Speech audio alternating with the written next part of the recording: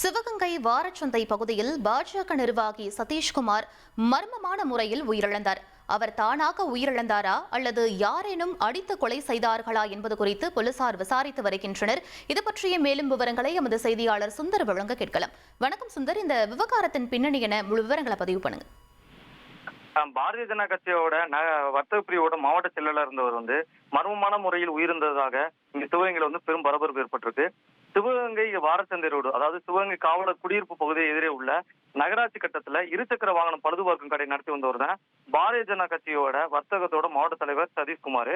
நேற்று இரவு மர்மமான முறையில் இறந்திருக்காரு. இது குறித்து போலீசார் விசாரணையில என்னன்னா, அவர் கடை நடத்துவதற்கு பின்பக்கமே பாத்தீங்கன்னா 2 ரூம்கள் இருக்கு. இந்த ரூம்ல ஒரு ரூம்ல இவர் வாடகைக்கு இருந்திருக்கிறாவும், இவருடன் அருகே இருக்கிற ரூம்ல பாத்தீங்கன்னா ட்ரம் செட் அடிக்கக்கூடிய ஒரு 5 நபர்களும் தங்கி இருந்திருக்காங்க. இவரும் இவரது நண்பர் சக மெக்கானிக்குமான மணிபாரதி என்பவரும் மற்றும் அந்த ட்ரம் செட் நடத்தி வரக்கூடிய அடிக்கக்கூடிய ஒரு 5 நபர்களும் சேர்ந்து கூட்டாக தான் மது அருந்துவதாக கூறப்படும் நிலையில மது அருந்து இருக்கும் போது போதையில் தகராறு ஏற்பட்டிருக்கு.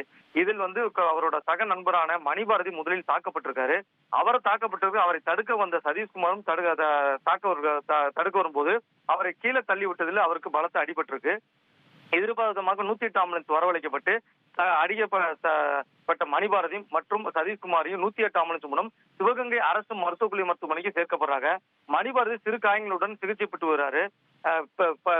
தலையில் பின்பக்கம் தலையில் அடிபட்ட சதீஷ்குமார் சிகிச்சை பலனின்றி உயிரிழந்திருக்காரு. இது குறித்து 5 பேரை பிடித்து சிவகங்கை நகர் காவல்துறையினர் விசாரணை வந்திருக்காங்க.